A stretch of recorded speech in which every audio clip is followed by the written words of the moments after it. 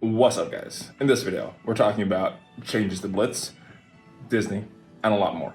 So if you're ready for this video, let's go smash it! ValleyFlyin.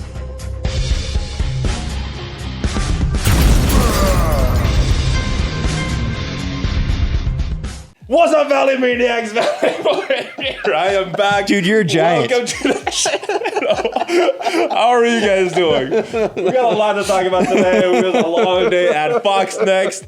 And in this video, we're going to talk about changes to Blitz. We're talking about minimizing time spent in the game. We're talking about the Disney, the things going on with Disney, some catch-up mechanics for newer and mid-game players, and other things. On your video, Khasino, we're talking about the Graviton unlock. Much better on the second page. Thank you. Save squads, and then we're going to talk about the API, which is very important. If you guys don't know what that is, don't know how important it is, we're going to talk about that on your video, and then changes to war.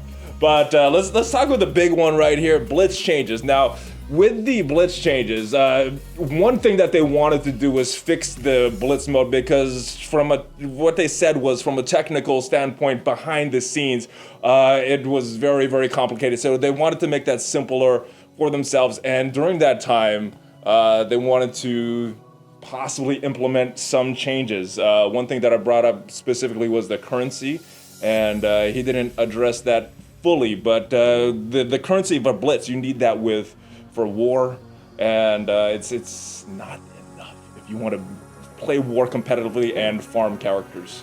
What are you guys' thoughts on these potential changes to Blitz coming? No dates were given, by the way, though. Yeah, we don't have any dates or anything, but we did get the in-game mail saying there's Blitz changes coming, and we actually didn't get that much context on what Blitz changes they already made. But we know that there are Blitz changes coming. We know that they've been taking a long look at Blitz. And I mean, we know their number one goal was they want to make Blitz more fun. So we've even seen them experimenting, right? They did a frag drop Blitz, a couple different variations of it. They made like super rewarding milestones during Blitz. So they tried all these different things to see what made people want to play more Blitz and have more fun. And I mean, they succeeded. Like, I had a 7-star Pyro, and I went really ham for Pyro. Same with Iron Fist. Did you guys go harder for those blitzes? I did. So they succeeded in making it more fun and engaging. And then they told us something else I found interesting, which is a lot of people have been asking me recently, like, hey, have you noticed Blitz getting harder? And I've been telling people, like, you're crazy. They haven't changed Blitz. But it turns out they have. The last couple of weeks, they've been changing like which teams you're matching up against and seeing like what players prefer. So have you guys noticed like more variety in matchups, fewer defenders? Tougher. Some of the matches are tougher. The configurations that we're getting for our meta teams is just we got to be careful. A lot of these matchups is what I'm finding. Yep, and I don't want to say like it's definitely harder, but it is more variety and it's definitely different.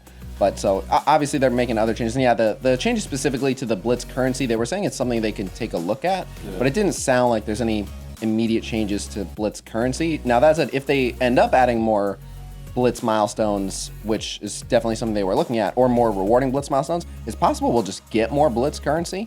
So we have to wait and see. The context that I got from that part of the conversation is that the most valuable metric that they had internally in the game, and the one that they were the most proud of, was the number of players that play every day, and that the changes that they wanted to make was solely to drive that function. So it was they were really proud of that, like because there were this was not a Marvel Strike Force. I was 30% Marvel Strike Force, right? And there was a lot of other stuff going on with the Avatar, which we can talk about a little bit now. We're not going to talk about in this video, but there was a lot of other YouTubers and streamers there that had nothing to do with this game. They were familiar with this game. They were Future Fight guys, so on. But they were really proud of, and then all the changes that they wanted to make to Blitz was to increase people that play every day, because they felt those were the true fans of the game, and they wanted to foster that. So that was their intention. Yeah, I'm looking forward to that. The one big thing that it kind of leads into is the Disney thing, because they had that Bloomberg article early in the week about Disney wanted to sell Foxnecks, and they can't talk about that. And you used to work in finance and know more of the. I asked the question, about, and then the answer was like nobody here is going to talk about that. Period. And because it's insider information on publicly traded companies, so they're not going to talk about it, and which is fine. But business as usual, my guys. Nothing is going to change, and it didn't. Nothing. It was a fully functional business. Nobody was unhappy. Nothing. Nothing. And look, nobody. Everybody's working hard. Right. To get this out, and they're promoting the Avatar game, wanted to get that out. I mean, if something was wrong, I don't think that they would have flyed us out here to look at that Avatar game and all these other people to look at that Avatar game. It didn't seem staged either. Yeah, no. Nothing seemed staged at all about this. Not just that, but they're very clearly working on and planning and asking for feedback on stuff that they said like this would be 6 months out, a year out. Yeah. They're planning very long term, so they're not planning on going anywhere. And so we have no idea. But it seems like a pretty safe assumption that the game is successful enough that the game kind of prints money, so the company is profitable. Right. So someone is going to want to pony up the money, even if they just bring them over and change nothing. It makes money. Someone's going to take it, so it's not going to close down. Okay, not only that, but this group of people that work at FoxNext have all worked together for 17 years, and they have worked for everybody. Yeah. They've worked for EA. They were part of Command and Conquer's Kabam. So when this FoxNext changes hands and goes to, heaven forbid, EA, it doesn't matter. The core group of people are they're autonomous, they're internal, and nothing's gonna. I just don't see anything changing based on that. This is the same core group of developers that have worked together for 17 years, and their company. The group of people has changed hands half a dozen times minimum, and it's the same people making the same games. So I don't see this Disney thing changing anything whatsoever. And I'm not saying that. I believe that nothing's going to change. Our accounts are not going away. This is not Avengers Alliance. The game is successful. It's profitable. Nothing's happening to the game, and I'm going to continue whaling out. Just personally, I have no. This is not affecting my spending whatsoever. Zero, none. Anyways, I'm not stopping until I get a 7 red star personally. Well, you could be going for a couple more years. Yeah, probably. Yeah. But yeah, I didn't get a sense of worry or anything from anybody there. They weren't trying. I didn't get that sense. It's almost like they'd been through this before. Yeah. It was like, okay. It's business as usual. Yeah. It seems like we're at that there. Another thing that they did mention was cutting down the repetitive, the monotonous things that are done in the game. One thing that was specifically mentioned was the raids. Ultimate 6, just putting that thing on auto, and Jason said, the creative director, Jason Bender, was saying he had the problem that a lot of us have, where you go into Blitz or the raids, and you hit the button and you forget to hit the auto button, and you're like, oh, I just lost that battle. It times out. Yeah. So they want to eliminate a lot of that repetitive stuff to minimize the not valuable time in the game and have us do more of the fun stuff. So I thought that was very promising, because I know one of the big complaints of the community was this game takes so much time if you want to play this at a competitive level, and it seems like they're aware of that. Yeah, they know that there's a lot of busy work involved, especially towards the high end. The more competitive you are, there's a lot of things that we just have to do, and they're not particularly fun, they're not particularly engaging. It's just day-to-day tasks like auto fighting raid and like certain types of blitz where you just kind of go through the motions. And so they said, we identify that, we don't like that either, and we want to make sure that when you're logging in, you're doing something fun, exciting, and engaging, and we want to cut down on the unnecessary fluff. Yeah, and the way that I interpret that part of the conversation is that they analytically look at all parts of the game that are done on autoplay, and that they wanted to increase the game modes that required manual play that we technically enjoy playing. I gotta tell you, if there's something that I don't enjoy playing, even if I know I'm gonna lose, I put on autoplay. Like if there's a node that I'm just tired of doing or whatever, it's autoplay, I'm done.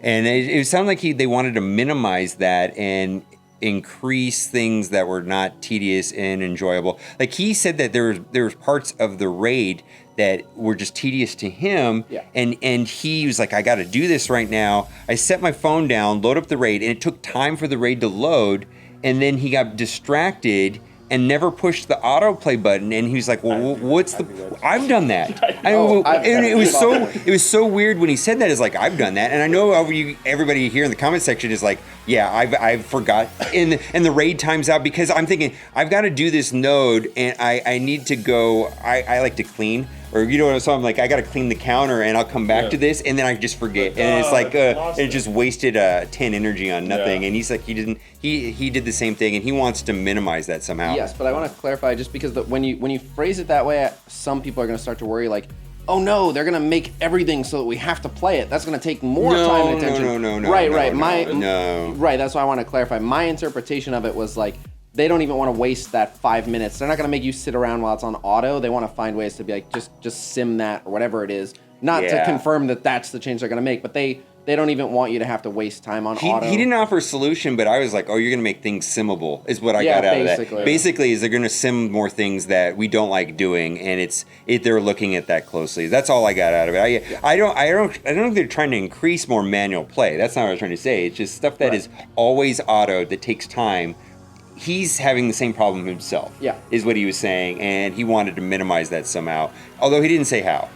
Yeah, the big thing I got from that is that the devs, they get that bad reputation on Reddit, that they're out of touch, they don't know the game, they don't know what they're doing, but from the communications we got there, they know exactly what all the problems in the game are. They want it fixed, but they have a list of things that are prioritized that seem like they're a little more important. So there's problems and they're aware of it. And that, for me, that was the big takeaway, because they play, a lot of these devs, they play this game and they're competitive and they push things. And that, for me, that was the big takeaway when he said that. Yeah, definitely. And there's a lot of confusion too when people give the devs a hard time. I mean, I've said this before. We mainly interacted with the creative director.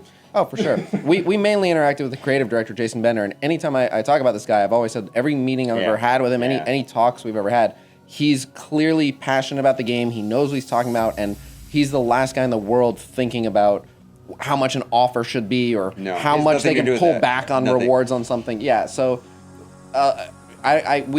we're never going to be face to face with the people who are making the money decisions about when they need to tighten down on rewards and make things take a while. But that's a big minority of the people there. Most of the people there are just trying to make the game as fun and engaging as possible. And then the people in charge get to kind of overrule and occasionally make our lives difficult. But it's not most of them. It's like when you guys went there, like over a year ago, that was kind of the impression that I got from you guys as well, and I got that same impression when I was there. That most of the team wants to really make the game as good as possible. Yeah, and this time we got to do like a mixer where we got to kind of just meet everyone from the office, which I hadn't done before. And no one stood out as like the evil mustache twirling villain. No, even the names that have been thrown around before, I didn't get that impression from any of them either. I have a suspicion that there's like a Umbrella Corp like group of like 5 suits and shadows. I don't even know if they work in that office or that building. No, they probably don't. They probably phone everything in, and that's why they can make such out of touch decisions.